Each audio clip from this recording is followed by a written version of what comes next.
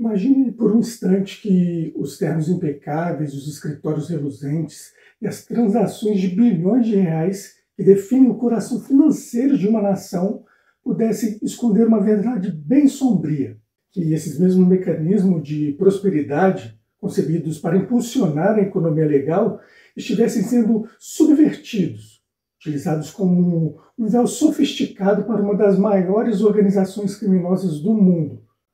Por trás dos balancetes, dos fundos de investimento e das inovações digitais, um gigante adormecido da criminalidade acordou, mas não com a violência brutal das ruas que conhecemos, mas com a frieza calculista de um império financeiro. Essa ela não é uma teoria da conspiração, por mais que pareça. Ela é a realidade, uma realidade que o Brasil está apenas começando a desvendar. Eu te aconselho a ficar até o final deste vídeo, porque o que vai ser dito aqui vai ser inacreditável. Vai ser aquilo que a gente normalmente só vê nos filmes. Mas antes, se inscreve no canal, deixa seu like, isso ajuda muito e não vai te custar nada. Vai ser bem rapidinho, clica aí no gostei. Agora, por muito tempo, o crime organizado no Brasil ele foi associado a cenários específicos. O tráfico de drogas nas periferias, os assaltos a bancos, as extorsões. Mas e se eu te dissesse que, enquanto nossos olhos estavam bem fixos nesses pontos, algo muito maior e muito mais perigoso estava se consolidando? Que uma organização criminosa, como o primeiro comando da capital, ele transcendia os limites da sua atuação tradicional para se posicionar como um player oculto, mas poderoso no mercado financeiro formal. O que a gente está prestes a descobrir vai mudar a forma como você enxerga a economia no nosso país. Nos próximos minutos, nós vamos mergulhar em uma jornada investigativa baseada em dados e relatos oficiais. A gente está entendendo como o primeiro comando ele migrou da favela para a Faria Lima. Revelaremos também os esquemas bilionários, as figuras-chave, as tecnologias e os pontos cegos do nosso sistema que permite essa infiltração. Prepare-se para uma história que não é só um choque, mas que vai nos forçar a questionar até onde vai a sombra do poder criminoso. Para entender a audácia dessa nova fase, nós precisaremos olhar para trás. O primeiro comando ele foi nascido nos presídios paulistas nos anos 90. Construiu sua hegemonia através da disciplina férrea, da extensão territorial e, sim, de muita violência. Seu modelo de negócio inicial era claro: controle do tráfico de drogas, roubo e carros fortes, e também extorsões. Os lucros eles eram imensos, mas vinham com um problema clássico do crime, que é o dinheiro sujo, milhões, bilhões de notas de reais ou de dólares, eles não podiam simplesmente ser depositados no banco sem levantar suspeita. E aí vem o grande desafio, que é a lavagem desse dinheiro. E é aí que reside o calcanhar de Aquiles de qualquer organização criminosa de grande porte. Como que eles transformam esses lucros ilícitos em capitais limpos, que possam ser investidos, movimentados e usufruídos sem rastro. A lavagem de dinheiro é a engenharia financeira do crime. Antigamente isso se resumia a pequenos negócios de fachada, como padarias, postos de gasolina, lavanderia, que misturavam esse dinheiro ilegal com o dinheiro legal. Mas com o crescimento exponencial do primeiro comando, com sua expansão para o tráfico internacional, esses volumes eles se tornaram gigantescos e os métodos antigos simplesmente não eram mais suficientes. Eles precisavam de algo mais sofisticado e ainda mais invisível. Então, aí começou uma visão estratégica, que foi entrando no sistema financeiro. Deste ponto que a mente estratégica da FAC mudou. Eles perceberam que o sistema financeiro, com toda a sua complexidade, regulamentação e volume de transações diárias, poderiam ser, paradoxalmente, o melhor esconderijo. Se eles pudessem operar dentro das regras do jogo, mesmo que de forma fraudulenta, eles se tornariam legítimos. A meta, então, não era apenas lavar dinheiro, mas também diversificar seus investimentos, controlar cadeias produtivas e, em última instância, aumentar seu poder e influência, passando de apenas um grupo criminoso para um conglomerado empresarial ilícito. Essa ambição nos levaria para um território inimaginável, que foi o mercado de capitais. mas a gente vê que, ouviu essa semana, que nem tudo isso passou tão despercebido assim. O primeiro grande alerta foi o que chamou de o rompimento do véu, que veio com a Operação Carbono Oculto em 2021. Uma ação conjunta da Polícia Federal, da Receita Federal e do Ministério Público, que revelou a extensão da infiltração do PC no setor de combustível, que foi o primeiro que eles conseguiram. E não era apenas um ou outro posto, eram centenas, talvez milhares de postos de gasolina espalhados pelo país.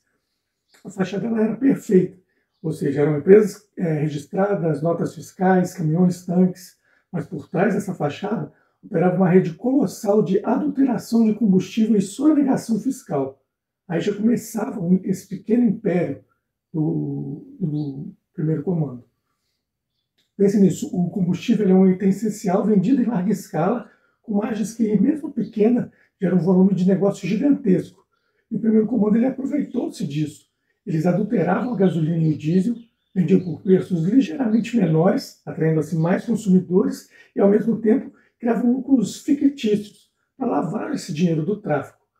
Mais do que isso, eles sonegavam impostos em escala industrial, transformando esses valores sonegados em mais dinheiro limpo para o caixa da facção. Né? A estimativa foi que bilhões de reais foram limpos ou foram lavados. A CNN Brasil, por exemplo, ela reportou que 1.000 postos de combustível movimentaram 52 bilhões em um esquema ligado ao primeiro comando. Esse valor colossal ele precisava de um destino. E foi aí que começou a ponte para o mercado financeiro. Então a questão-chave era como higienizar ou como lavar esses 52 bilhões de reais. Postos de gasolinas eram o canal de entrada desse dinheiro, mas não podiam ser o destino final. Era necessário um sistema mais complexo que pudesse dispersar e multiplicar esse capital, tornando-o praticamente irreconhecível. E foi aí a grande sacada.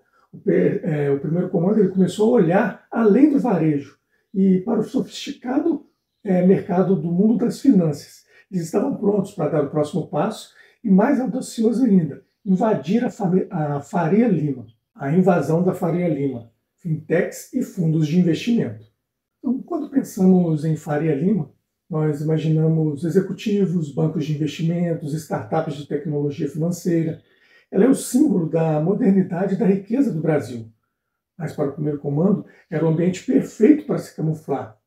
As transações digitais, a velocidade das operações e a vasta gama de produtos financeiros ofereciam a descrição e a cumplicidade que eles tanto buscavam para suas operações de lavagem de dinheiro em grande escala. Eles não estavam mais interessados em assaltar bancos físicos, eles queriam o controle por dentro disso. E a era digital trouxe consigo essa ascensão das fintechs também. São empresas de tecnologias que oferecem serviços financeiros. Com sua agilidade e menor burocracia inicial, elas se tornaram um alvo perfeito. O primeiro comando ele não criou apenas uma, mas uma rede de fintechs de fachada. A própria CNN Brasil e a própria revista Isto é Dinheiro destacaram como essas empresas, muitas vezes com nomes que sugeriam legitimidade e inovação, eram usadas para movimentar grandes somas de dinheiro. Elas abriam contas para laranjas, realizavam transferências aparentemente normais e, o mais importante, integravam seu sistema bancário formal. A própria Infomoney ela detalhou quão vital essa estrutura de fintechs foi para esse esquema do primeiro comando. Mas o ápice dessa sofisticação veio com o uso dos fundos de investimentos. Poucos entendem a real complexidade de um fundo. Ele capta dinheiro de vários investidores e o aplica em diversos ativos, como ações, títulos, imóveis. Para o primeiro comando, isso era ouro. Eles criaram seus próprios fundos ou se infiltraram em fundos existentes, utilizando gestores de confiança ou até mesmo comprando partes de gestoras. O dinheiro dos combustíveis, das drogas, das extorsões que entrava pelas fintechs era então investido nesses fundos. Uma reportagem da CNN Brasil revelou que mais de 40 fundos foram identificados no esquema, movimentando mais de 40 bilhões de reais. E para dificultar ainda mais o rastreamento, o esquema utilizava o que as investigações chamaram de contas bolsão. Pense nela como grandes centros de triagem do dinheiro. Milhares de pequenas transações de origem duvidosa eram depositadas nessas contas, misturadas com dinheiro aparentemente limpo, e de lá eram pulverizados para os fundos de investimentos ou outros destinos. Isso criava uma névoa, uma barreira de complexidade que dificultava as autoridades traçar o caminho do dinheiro até a sua verdadeira origem criminosa. E a ambição do primeiro comando ele não parou por aí. Com o capital aparentemente limpo vindo dos fundos, o primeiro comando começou a adquirir ativos reais. Um dos mais chocantes foram as usinas de etanol. Pensa na lógica. Ele já controlava a distribuição de combustível, porque tinha os caminhões. Agora, com usinas, eles poderiam controlar toda a cadeia, desde a produção até a bomba do posto. Isso não só multiplicava as oportunidades de lavagem, como dava à facção um poder econômico e logístico inédito, integrando-se de forma verticalizada na economia formal. A Neofeed, em sua reportagem, o dia em que a Faria Lima se encontrou com o PCC, abordou essa expansão. Vou deixar a notícia fixada nos comentários. Mas, felizmente, essa audácia ela não passou despercebida para sempre. As autoridades brasileiras, diante da magnitude e da sofisticação desse sistema, intensificaram seus trabalhos. Não era uma tarefa fácil, óbvio. Exigia uma colaboração sem precedentes entre diferentes órgãos, que muitas vezes operavam de forma isolada. Então, foi uma verdadeira força-tarefa da Polícia Federal, com sua capacidade investigativa e operacional, da Receita Federal, com sua expertise em fiscalização tributária e inteligência financeira, e do próprio Ministério Público, coordenando as ações e garantindo a legitimidade dos processos. Então, juntos, eles começaram a desvendar essas complexas camadas das empresas de fachadas, laranjas e transações disfarçadas. Uma das operações que foram mais notáveis, além da Carbono Oculto, foi a Operação Quasar. Ela focou especificamente na gestão fraudulenta de instituições financeiras e no desvio dos recursos. Essas ações elas resultaram no sequestro de bens milionários, como imóveis de luxo, carros importados, contas bancárias, e na prisão de dezenas de envolvidos, incluindo empresários respeitados, advogados e até ex-policiais que atuavam como facilitadores ou seguranças dos interesses da FARC no mundo ilegal. Isso mostra o tamanho da capilaridade dessa infiltração. Mas o combate não foi simples. A complexidade dos esquemas, a velocidade das transações digitais, a capacidade da facção de se adaptar e criar novas frentes de lavagem, elas são desafios constantes. A legislação brasileira precisa evoluir. A inteligência financeira ela precisa ser aprimorada também. E a cooperação internacional é fundamental, já que esses tentáculos do primeiro comando eles se estendem para fora do Brasil, especialmente para países produtores de drogas. Bom, mas essa história não é apenas sobre o primeiro comando, é um alerta sísmico para todo o mercado financeiro. A confiança ela é o pilar de qualquer economia. Se o sistema é permeável ao crime organizado em tal escala, essa confiança ela é abalada. Isso levanta questões sérias. Quão robustos são nossos mecanismos de compliance? Nossos bancos, corretoras e fundos estão realmente protegidos contra essa infiltração? Ou estamos diante de um cenário com a sofisticação criminosa superando a capacidade da fiscalização? O dinheiro lavado do crime ele não é inofensivo, ele distorce mercados, gera concorrência desleal para empresas legítimas, financia outras atividades criminosas e, no fim das contas, drena recursos que poderiam ser investidos em saúde, educação e segurança pública. Ele é um câncer silencioso que corrói as bases da nossa sociedade, empobrecendo a todos nós, mesmo que de forma invisível. Então, essa percepção do primeiro comando fez deles não apenas mais uma facção, mas um poder econômico. O que estamos testemunhando é a redefinição do crime organizado. O primeiro comando ele não quer ser apenas uma facção que domina prisões. Ele quer ser um poder econômico, com tentáculos no varejo, na indústria e agora principalmente no mercado financeiro. Eles entenderam que o verdadeiro poder não está apenas na arma, mas no dinheiro. E na capacidade de fazer o parecer legal, que é o principal. Essa é a nova fronteira do crime. Esse vídeo Na realidade, ele foi um chamado à vigilância para os profissionais do mercado financeiro.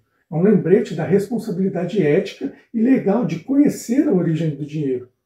Para as autoridades, é a reafirmação de que a luta contra o crime organizado ela é dinâmica e exige constante atualização. E para cada um de nós, cidadãos, é a consciência de que o combate à criminalidade vai muito além das manchetes sobre violência nas ruas. Ele se estende aos bastidores discretos do poder. A batalha contra a infiltração do crime organizado no sistema financeiro ela é uma das mais importantes do nosso tempo. Ela define não apenas a segurança pública, mas a própria integridade da nossa economia e da nossa democracia. As operações Carbono Oculto e Quasar foram vitórias importantes, mas elas são apenas o começo. O Império Comando, como qualquer grande organização, é resiliente e com certeza vai buscar novas formas de operar. A questão final que paira é: estamos prontos para esse novo desafio? O sistema financeiro brasileiro conseguirá se blindar totalmente contra essa ameaça?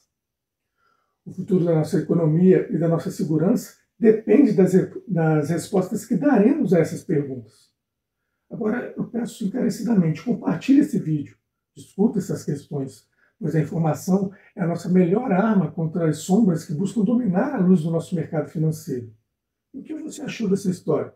Deixe aqui nos seus comentários, participe dessa conversa, vou estar respondendo a todos eles.